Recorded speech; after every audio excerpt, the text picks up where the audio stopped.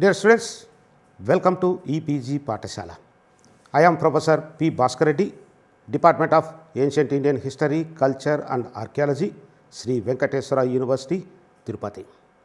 In the present module of the paper Museology, you are going to learn about the history and development of museums in India up to 1947. The study period covers from the inception of the first museum, which was established by the Britishers, and ends up to the dawn of independence. You know that during this study period, India was under the control of British administration. The British officers who have already seen the utility of the museums as a centers of knowledge and cultural heritage, they followed the same concept in India for the establishment of museums. Hence, the first museum, which established in the year 1814, it progressed well in India up to 1947 with the support, encouragement by the British officers and societies to preserve and promote the cultural heritage of India. By the end of this module, you are going to learn about the origin and development of museum movement in India, the factors that were contributed to the development of museums in India up to 1947, and various museums that were established in this particular period. With these objectives, let us start our discussion on history of the museums, the origin of the museum movement and its development. Regarding the origin of the movement, the history of the museum movement is only 200 years old. The genesis of the museum movement was started with the establishment of Asiatic Society, Calcutta, but though the museum movement began with the efforts of the Asiatic Society of Bengal in the beginnings of the 19th century, but in Indian tradition it is not a new one, because this type of concept was already in practice in India since the time of ancient days. In ancient literature, we have the references about Chitrasalas. These Chitrasalas were the centers of exhibition where many art exhibits were exhibited for the enjoyment and at the same time for the curiosity of preserve and promote the art objects. These Chitrasalas were exhibiting the rows of paintings and other specimens of decorative art in the palaces of kings, nobles, where they could relax enjoyment during the leisure hours. Besides that, in ancient period, we have the references about several monuments which were serve the same purpose of this concept. The monuments of past, particularly the inscriptions of Asoka recorded on rocks and pillars, are a rich storehouse of information and excellent archival documents. Besides, the cave paintings of Ajanta and Ellora also serve the similar purpose, which they were served as a small museums of the present day. Besides, the rock cut caves, paintings on the various monuments, the temples, mosques, the collection of manuscripts, the collection of art objects, crafts also serve the similar purpose of the preservation and promotion of cultural heritage. In the medieval period also in India, there is a tradition of collecting art objects which they were kept in a separate group of royal cabinets. But these royal cabinets, which housed objects of art and several cultural areas, they were opened on certain occasions to the members of their family. All these monuments, Chitrasalas and also the curio homes, though they serve the purpose of the similar museum concept even in the ancient and medieval periods, but they were not come under the present concept of modern museums. Now, with this brief introduction, we may shift our discussion to museum movement in India. It is known that the museum movement, which began in the beginnings of 19th century up to 1947, there was a great progress. And if we look into the various stages of the established movement, that many factors helped for the growth of museum movement in India. Among the many factors, the first one is the British civil servants in India at that time, who had seen the museum movement in their own country, encouraged the Indians with enthusiasm. Secondly, the support given by the princely states of India for the establishment of their own museums in their princely states. Thirdly, the collections of the learned and philanthropic societies also helped a lot for the establishment of nucleus of big museums of India, which they were donated their collections for that purpose. Fourthly, the turning point is the emergence of Archaeological Survey of India, which the main purpose of the Archaeological Survey of India is to conduct the explorations to find out the rich cultural heritage of India, which was earthed in the various parts of India. Lastly, the contribution of Lord Curzon and John Marshall is also boosted the museum movement in India. For the period from the inception up to 1947, during this 150 years of history movement, there are several factors and various pioneers contributed for the development of museums. And if we look into the museum movement, there are several stages based on the factors which were responsible for the establishment of museums. The development of museums can be divided into 5 distinct phases.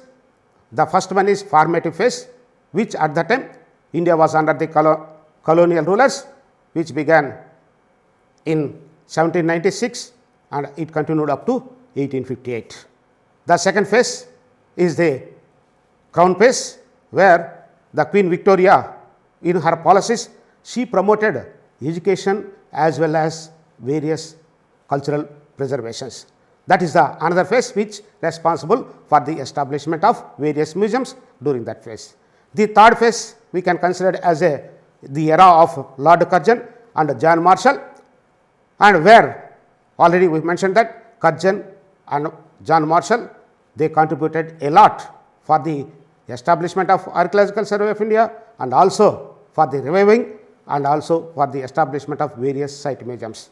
The fourth phase, it is a last phase in the museum movement of the British period, which covers from 1928 to 1947. The next phase is post-independence, that we can cover in the next module.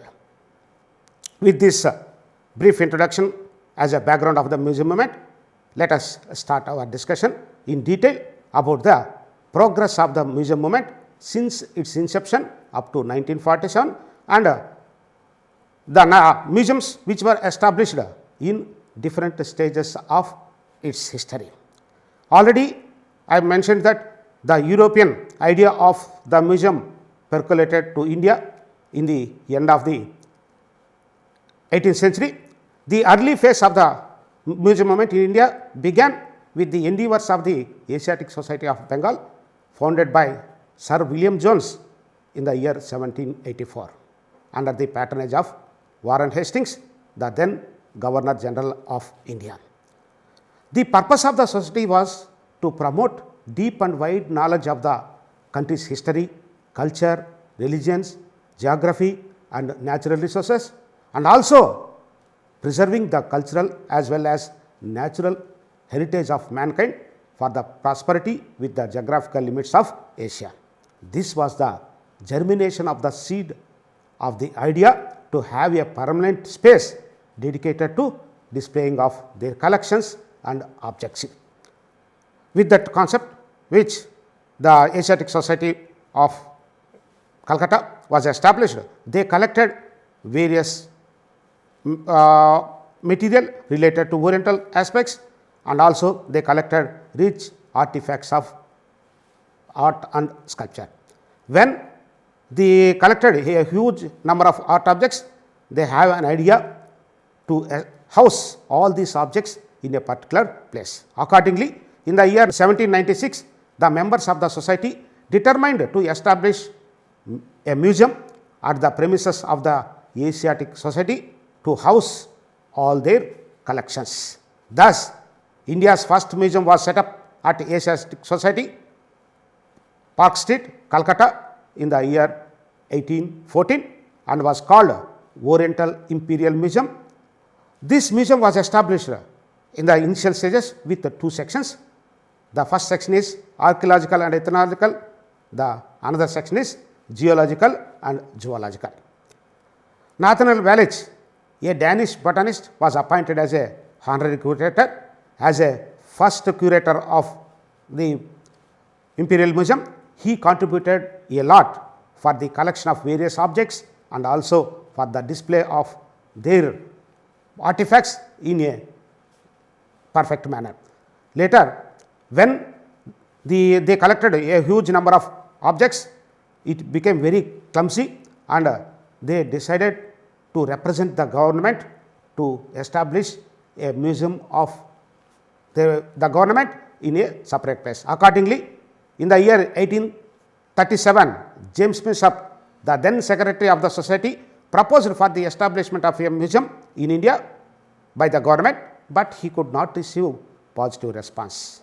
However, they have not disappointed.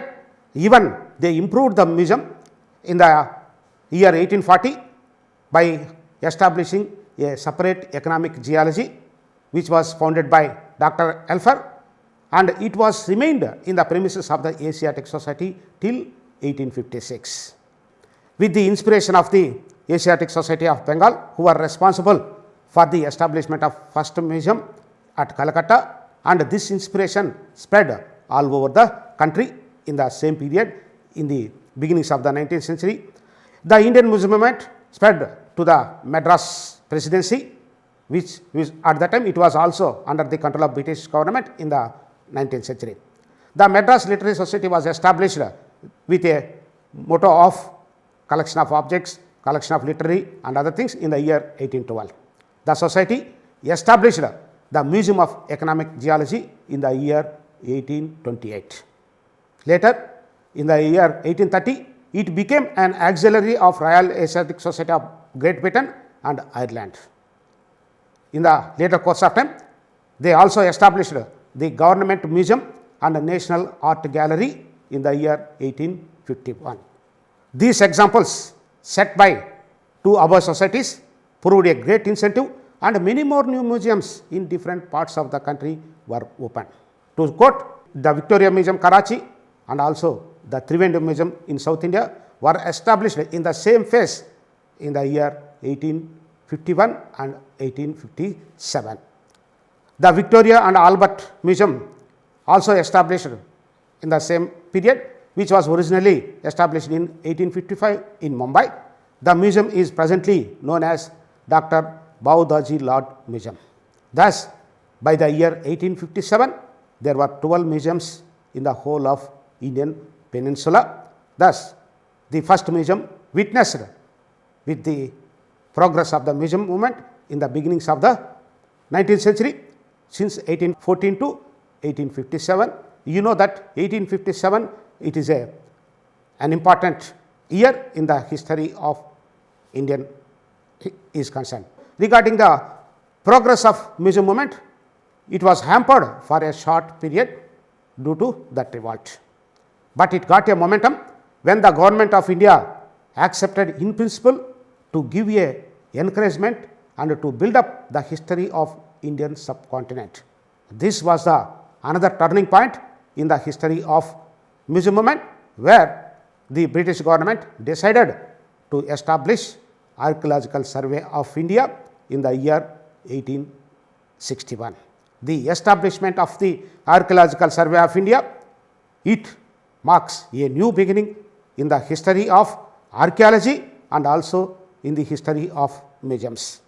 The Alexander Cunningham was appointed as the first Director General of Archaeological Survey of India.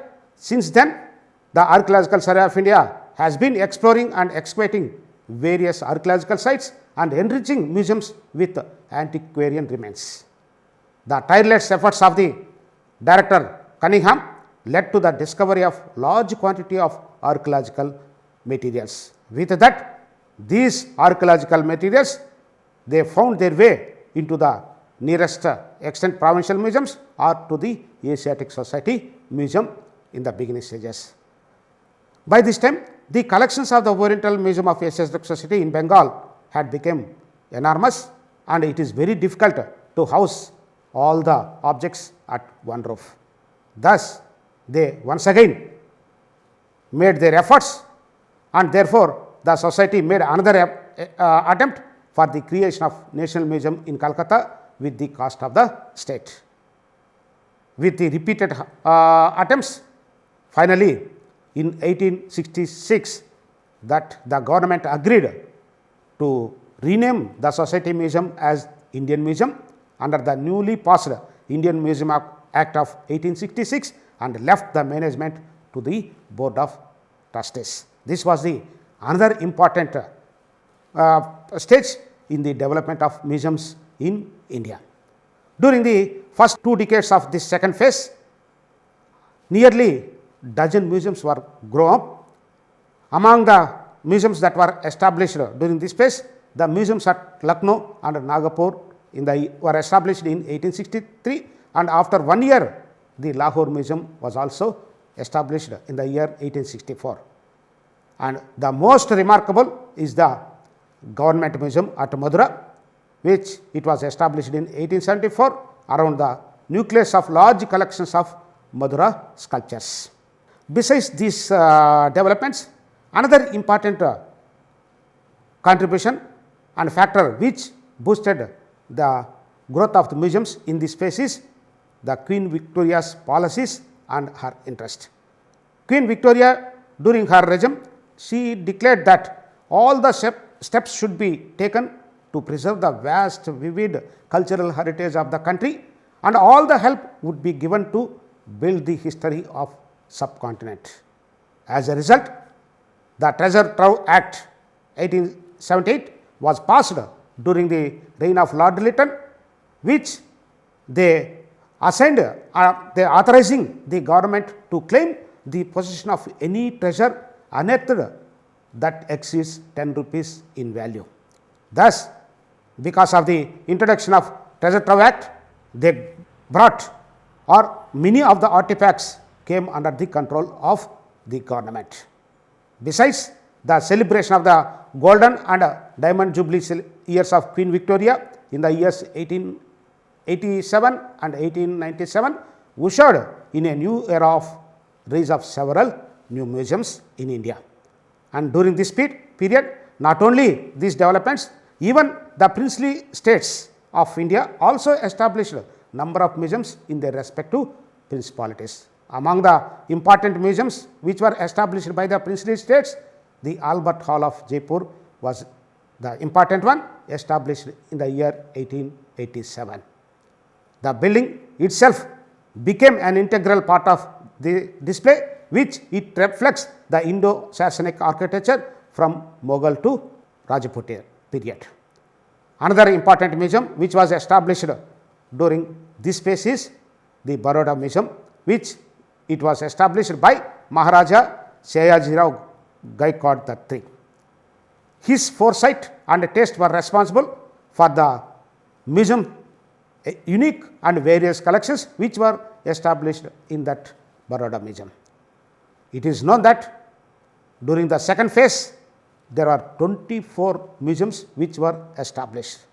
Thus, second phase is a remarkable phase in the history of museum movement, where it witnessed not only the Queen's rule, and with the establishment of Archaeological Survey of India and celebrations of the Queen Victoria and the princely states, they contributed for the growth of museum movement in the second phase. Now, the third phase begins from the year 1899. The dawn of 20th century was an era of awakening and great reforms in various matters of administration.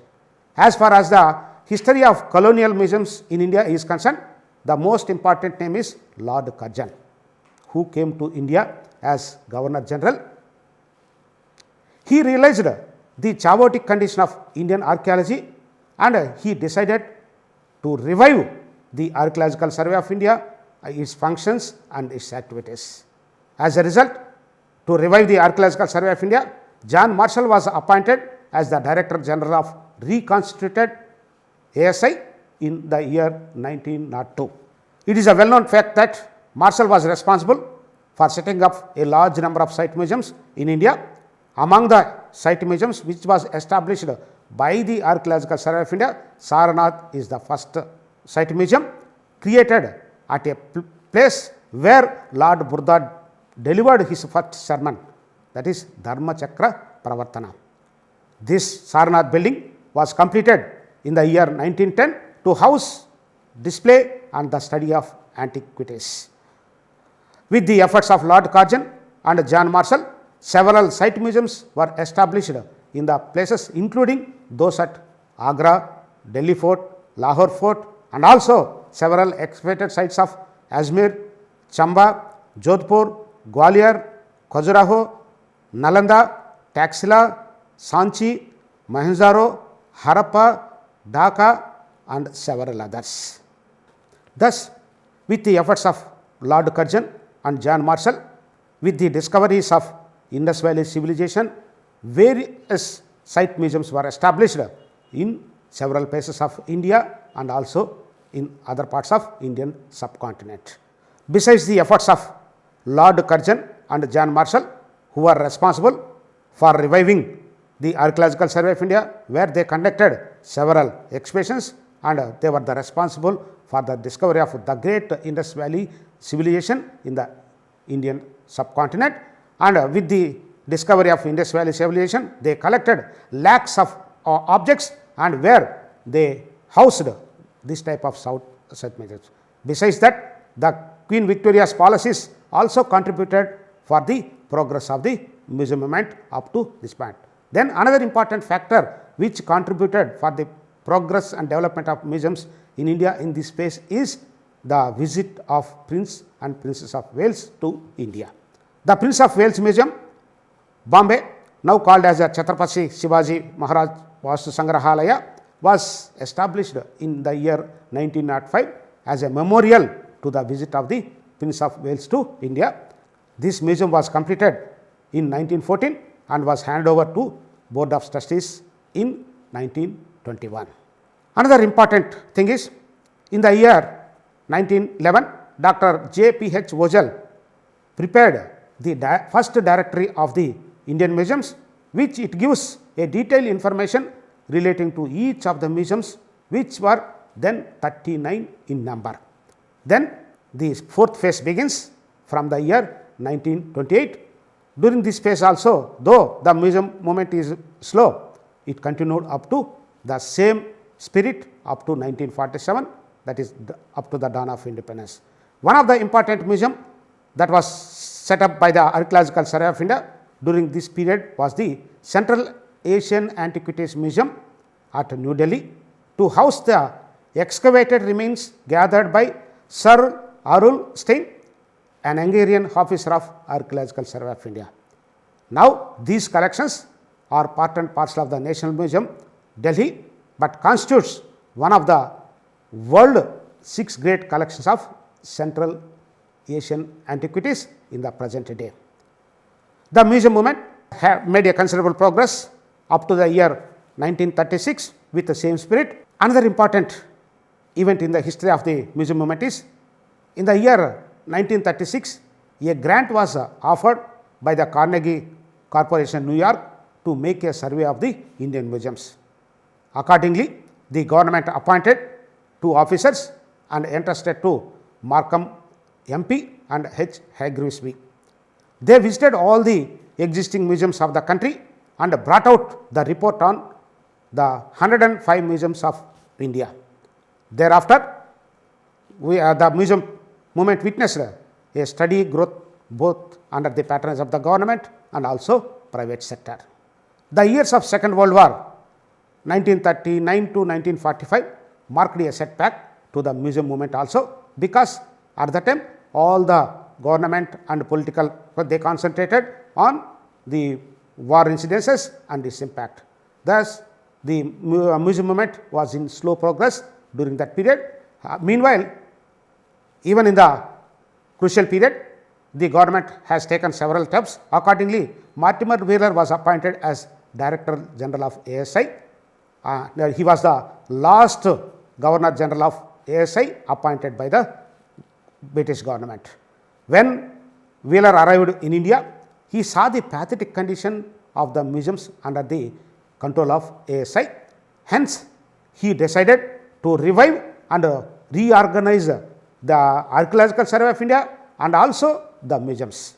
Accordingly, he decided to establish a separate museum branch in the Archaeological Survey of India, which it was created in 1946 under the direct control of the Superintendent of Archaeology.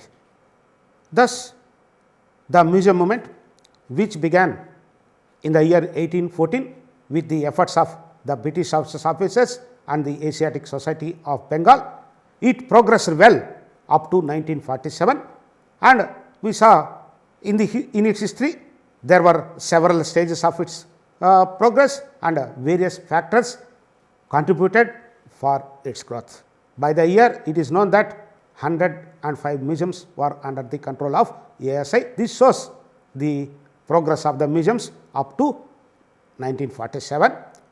And in conclude, the museum concept, which entered with the birth of Asiatic Society of Bengal, it boosted the museum movement in India also, and it was the beginning of the significant epoch initiating the socio-cultural and scientific achievements of our country.